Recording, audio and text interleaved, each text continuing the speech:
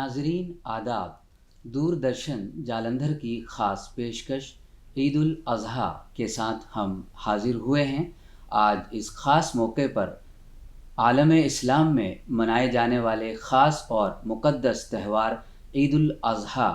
کے تمام مدعوں کو لے کر، ان کے مسائل کو لے کر، ان کی اہمیت کو لے کر، اس کے پس منظر پر ہم آج گفتگو کریں گے۔ میں انور امرتسری اور میرے ساتھ اس خاص موضوع پر گفتگو کرنے کے لیے ہمارے ساتھ تشریف رکھتے ہیں جناب عابد سلمانی صاحب، جو ایک اسلامی اسکالر ہیں۔ میں عابد صاحب آپ کا خیر مقدم کرتا ہوں اپنے اسٹوڈیو میں۔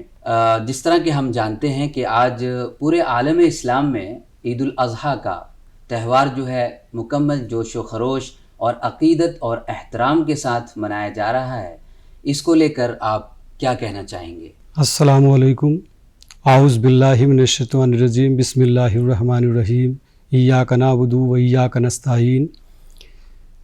آج کے اس بہت ہی پورے دنیا کے اور خاص کر کے اسلام کے بہت ہی خاص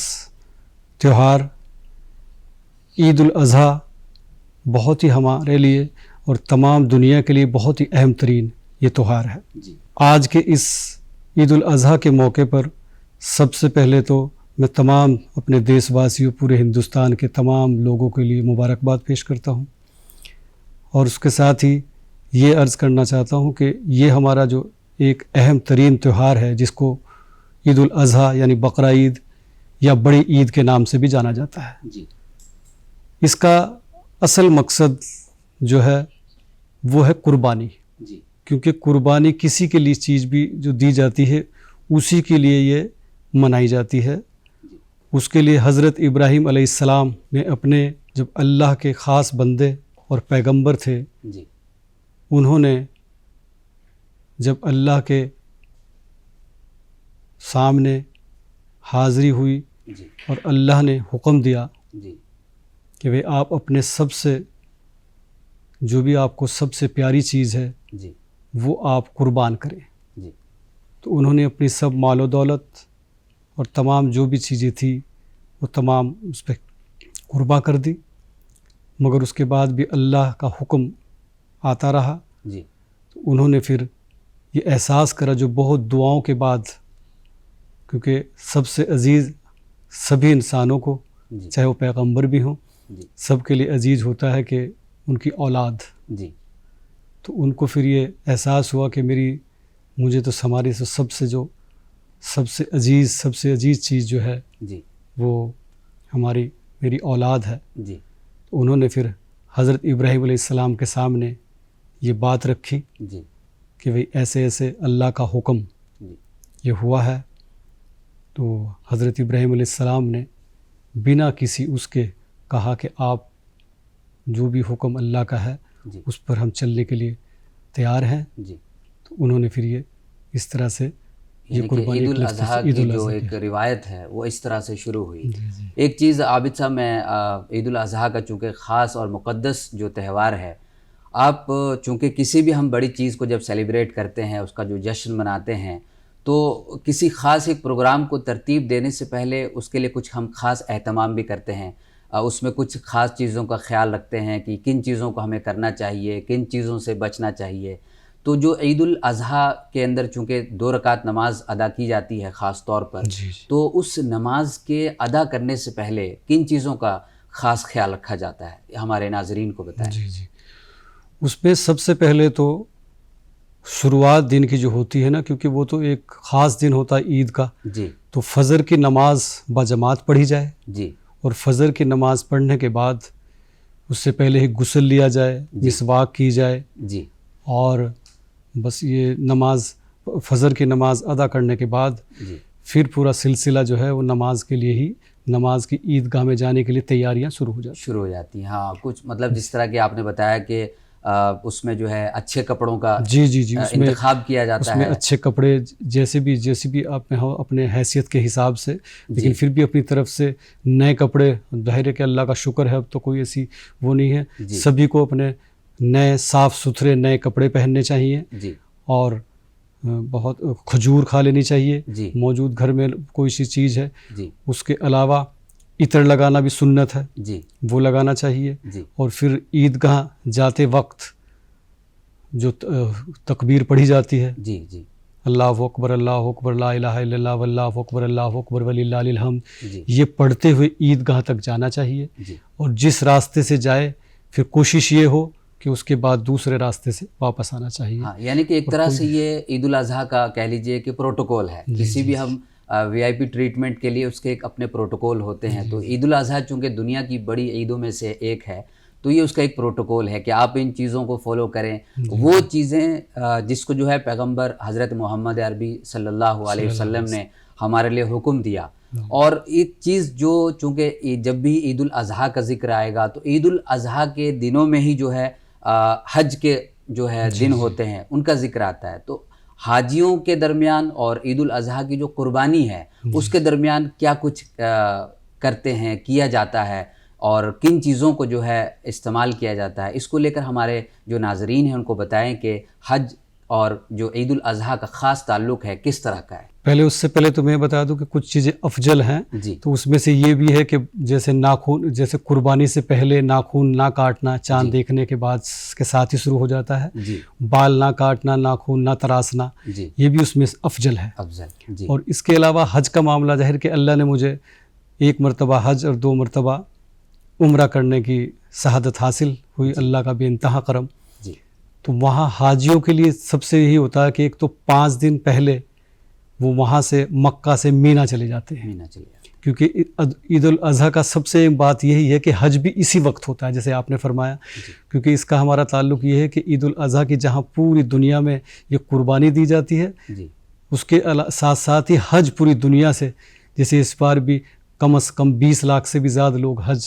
ادا کر رہے ہیں ہندوستان. جی جی ہندوستان سے کیا نام ہے 1,80,000 کے لگ بھگ لوگ حج کے لیے تشریف لے گئے ہیں, اللہ نے شہادت حاصل کی ہے. جی تو اسی طرح سے حاجی جو ہیں وہ 5 دن پہلے جی مینا پہنچ جاتے ہیں. جی مینا وہ جگہ ہے جہاں بالکل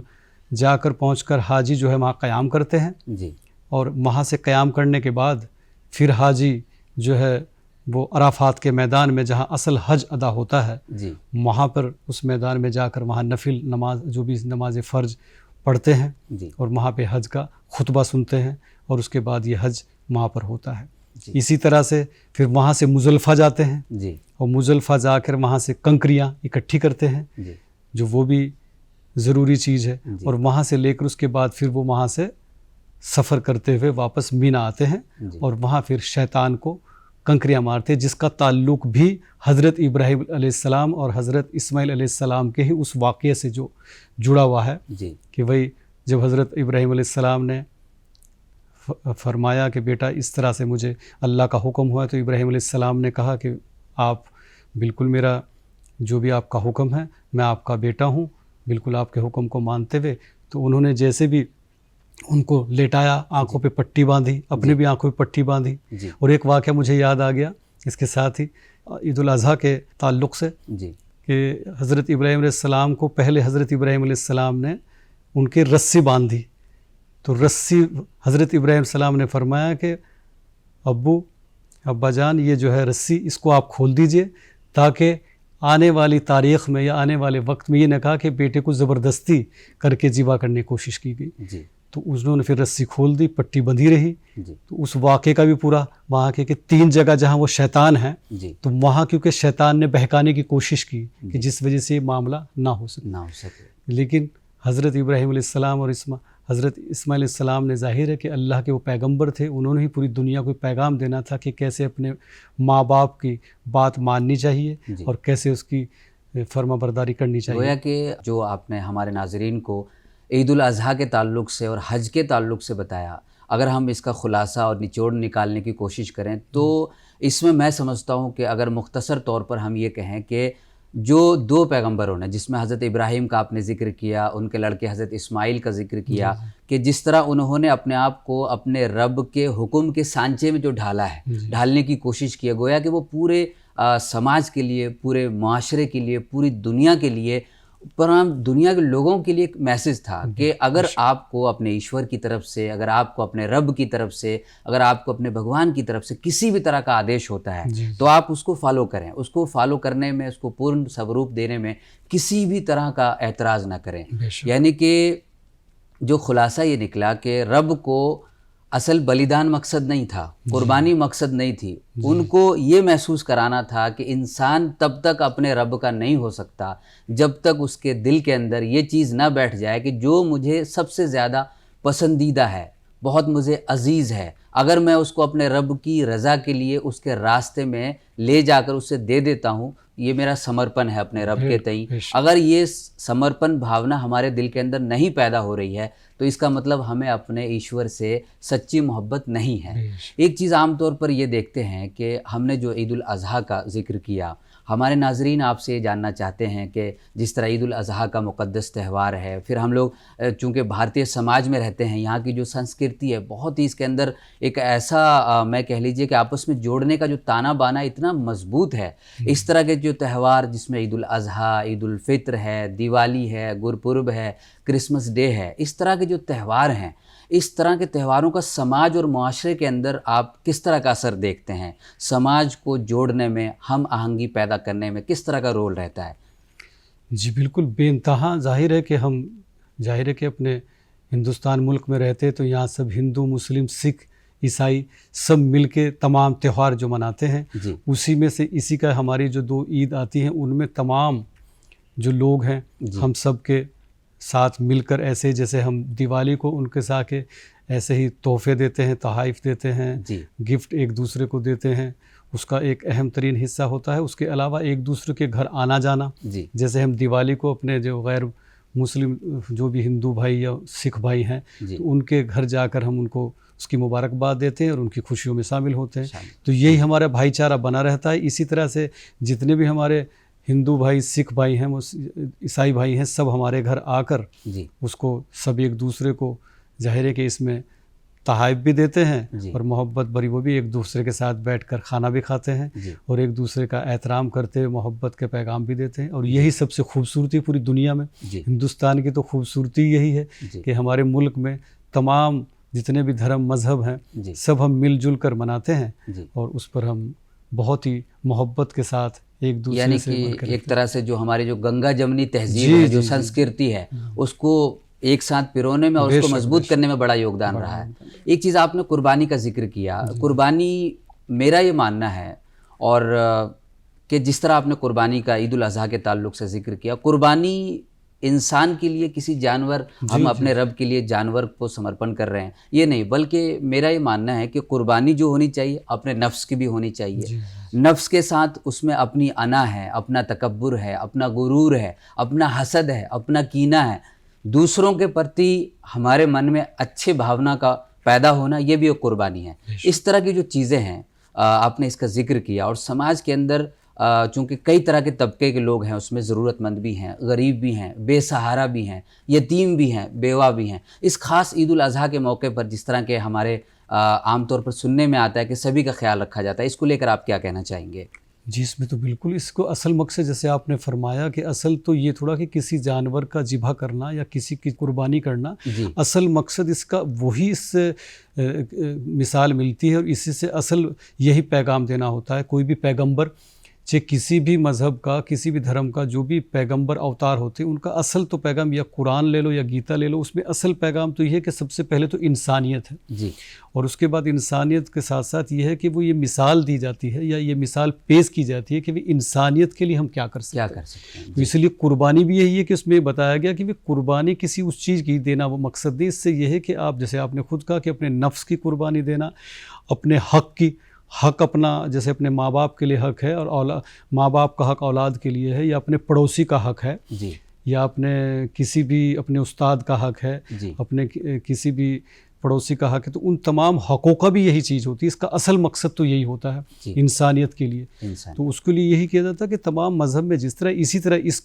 ईद कुर्बा का भी असल मकसद तो यही है कि कुर्बानी दी जाए, मतलब अपने तमाम अपने जिस्मानी तौर से, नफ्स से, और वैसे कुर्बानी दी जाए और अपनी सोच को ऐसे किया जाए कि जो दूसरों का फ़ायदा उसमें हो सके। और दूसरी बात जो पैगम्बर हज़रत इब्राहीम का आपने ज़िक्र किया, जो उनकी तालीमात की अगर हम बात करें तो उनकी तालीमात मैं समझता हूँ कि वो पूरे आलम इस्लाम के लोगों के लिए, किसी एक मखसूस मज़हब के लिए नहीं, बल्कि किसी मखसूस धर्म के लिए नहीं है, बल्कि अगर हम उनकी जो शिक्षाएं हैं, जो उनकी तालीमात है, उसका निचोड़ निकालते हैं तो उनकी तालीमात में हमने अक्सर देखा कि एक रब की इबादत और उसकी बंदगी के साथ साथ जो उन्होंने सत्य पथ कह लीजिए, सच का जो रास्ता है उस पर चलने की जो शिक्षाएं हैं, उसको आप किस तरह देखते हैं? ये उसी चीज़ से, जैसे आपने पहले भी सवाल किया था, वो वहाँ से जाके महसूस ही होता है जी। और वहाँ जब पहुँचते हैं हज पर जी, तो सबसे पहले वहाँ जाने से पहले आप तमाम अपनी अना को छोड़ना होगा जी।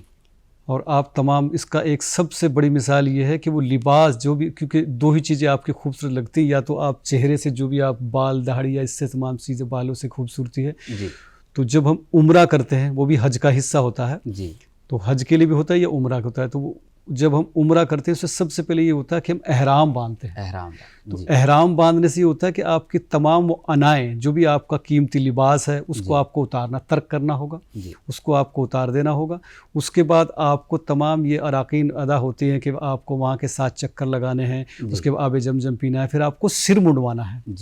तो उसका मकसद और कुछ नहीं, वो भी कुर्बानी है, क्योंकि आपको उस लिबास में पहुंचकर उसको फिर आपने उसी लिबास में रहना है, फिर बिल्कुल बस अल्लाह की और उनके बीच जो भी रब की,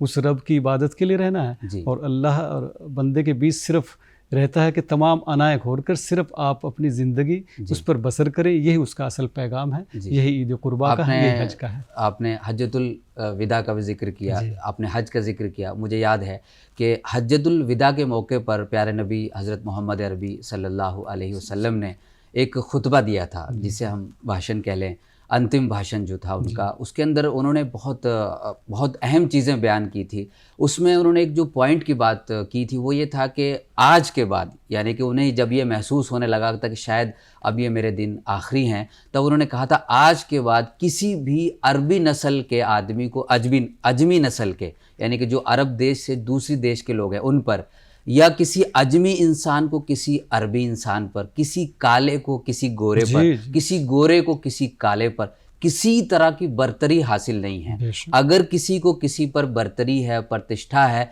तो अगर उसके कार्य अच्छे हैं, उसके आमाल अच्छे हैं, उसका वर्कआउट अच्छा है, तो वो बेटर है, वो अफजल है। तो इस तरह का जो संदेश है, मैं समझता हूँ कि इस तरह का जो पैगाम है, ख़ासकर हज्जतुल विदा के मौके पर और ईद कुर्बान के ताल्लुक़ से, हमने सिर्फ़ कुर्बानी को ही नहीं लेना, बल्कि पैगम्बर हज़रत इब्राहीम, पैगम्बर हज़रत इस्माइल, पैगम्बर हज़रत मोहम्मद अरबी सल्लल्लाहु अलैहि वसल्लम की जो शिक्षा हैं, उसको मैं समझता हूँ कि समाज के अंदर बहुत ही ज़्यादा आम करने की ज़रूरत है। एक चीज़ आबिद साहब, जिस तरह हमने समाज के अंदर देखा कि आम तौर पर जब ईदैन, यानी कि चाहे उसमें ईद उल फित्र हो या ईद उल अज़हा हो, हम इसकी नमाज़ जब अदा करने के लिए जाते हैं तो इससे पहले सदका फ़ित्र एक ख़ास रकम होती है, विशेष रकम होती है, जो हम गरीबों के लिए, यतीमों के लिए देते हैं, मिस्कीनों के लिए देते हैं। उसका क्या मकसद होता है? उसका असल मकसद तो यही है, चाहे वो ईद उल फितर के वक्त फ़ितरा देना हो या कुर्बानी के वक्त कुर्बानी का के मामले भी बांटने हो, तो वो भी इसीलिए कहा गया है कि एक हिस्सा अपने लिए और एक हिस्सा अपने अजीज़ व अकारीब के लिए और एक हिस्सा गरीबों के लिए, ताकि उनको बराबरी, उनको ये महसूस ना, तुम्हारा हक़ है कि अगर मैं कुर्बानी देने के काबिल हूँ, साहिब निसाब हूँ, तो उसमें इसीलिए कहा गया जो भी साहिब निसाब होता है उसी के लिए कुर्बानी देनी होती है। तो उसको इसलिए कि गरीबों का भी, उसका उनके कपड़े पहनने का, उनको ईद को अच्छी तरीके से मनाने का, फिर उनको ईद के साथ में ही अपना, चाहे वो ईद उल फितर को फ़ितरा देना हो या ईद कुर्बा को कुर्बानी का मामला करना हो, तो उसमें दोनों में ही ये रखना पड़ता है, रखने की हिदायत दी गई है और उस पर तकरीबन कोशिश भी सब करते हैं, और सभी को, हम सबको इसकी कोशिश करनी चाहिए। मतलब गोया कि ये समझ लीजिए कि आपकी नमाज तभी कबूल होगी रब को जब आप अपने साथ, अगर आपके जिस्म पर अच्छा लिबास है तो आपके लिए ज़रूरी है कि आपके पड़ोसी के ऊपर भी जो ज़रूरतमंद है اور اس کے اوپر بھی اچھا لباس ہو. اگر آپ اچھا کھانا کھا رہے ہیں تو آپ کبھی آپ کے اوپر یہ بھی ضروری ہے کہ آپ اس کے ساتھ بھی اچھا کھانا دیکھیں. یعنی کہ جو پڑوسیوں کے حقوق ہیں, جو پڑوسیوں کے ادھیکار ہیں, اسلام مذہب نے, پیغمبر حضرت ابراہیم نے, حضرت اسماعیل نے اس چیز کو بھی مطلب ایک بہت امپورٹنس دی ہے, اہمیت دی ہے. گویا کہ جو سماج کے اندر کوئی طبقہ ایسا نہ رہے جو کسی کے اندر کوئی خاص کلچر پیدا کرے. ایک چیز ہم نے اکثر دیکھا ہے عید الاضحیٰ کے تعلق سے, جو پیغمبر حضرت اسماعیل اور ابراہیم کا جو واقعہ جو ذکر کرتے ہیں ہم لوگ, اس کو جو دو پیغمبر ہیں, عظیم پیغمبر ہیں اسلام کے, ان کی جو ہدایات ہیں اس کو آپ ہمارے ناظرین کے سامنے کچھ رکھیں. اصل تو ہدایت اسی چیز کے لیے ہے جی. سب سے پہلے یہی ہے کہ بھی اللہ کا جو بھی حکم ہے, حضور صلی اللہ علیہ وسلم کا جو بھی حکم ہے, جو بھی حضرت ابراہیم علیہ السلام نے اس وقت تمام جو جس طریقے سے عمل کیا ہے, اسی پر ہمیں چلنے کی کوشش کرنی چاہیے. اور جو چیزیں بتائی ہیں کہ جن چیز سے بچنا چاہیے, جو بھی حدیث ہیں, جو بھی کہا گیا ہے, اسلام میں کہا گیا ہے کہ بھئی جو چیز برائی سے بچنا چاہیے اور تمام ان جھوٹی شان و شوکت سے بچنا چاہیے. تو دکھانے کے لیے نہیں, کہ دکھانے کے لیے دکھاوا نہیں ہونا چاہیے, اصل تو اللہ کے لیے ہونا چاہیے. اور ہم سب دیکھو گنہگار بندے ہیں, لیکن ہمارا یہ ایمان ہے وہ سبھی مذاہب میں اس چیز کا ہے کہ اصل تو اس رب جو سب کا ایک ہی مالک ہے, اسی سب کو ہمیں راضی کرنے کے لیے اس کا تمام ہونا چاہیے. ہمارے درشک یہ چاہتے ہیں کہ اس خاص موقع پر آپ ان کے لیے کوئی خاص پیغام دینا چاہیں گے. ضرور, انشاءاللہ. اصل پیغام تو یہی ہے, وہ ہم سب انسانیت کے لیے, سبھی لوگ جو عید الاضحیٰ منا رہے ہیں, سبھی میرے مسلمان بھائی, وہ ان تمام چیزوں کا خیال رکھیں کہ وہ کسی کا بھی اس سے دل نہ ٹوٹے. اس لیے سب کا خیال رکھنا چاہیے اور بہت ہی اہم ترین طریقے سے سب کو بھائی چارے کے ساتھ مل کر عید منانی چاہیے. سب کو اچھا پیغام جائے اور ہم مل کر عید سب مل جل کر منائیں, تاکہ ہم یہ جو پہلے سے ہم پورے ہندوستان میں ایک چیز جیسے عید مناتے, جیسے پہلے میں نے عرض کیا کہ عید, دیوالی, ہولی ہم سب مل جل کے مناتے ہیں, ایسے ہی ہم سب مل جل کر ایک دوسرے کا خیال, ایک دوسرے کے جذبات کا خیال رکھتے ہوئے ہم ایسے ہی عید الاضحیٰ یہ بھی منائیں. بہت بہت شکریہ عابد سلمانی صاحب, آپ نے ہمارے درشکوں کو,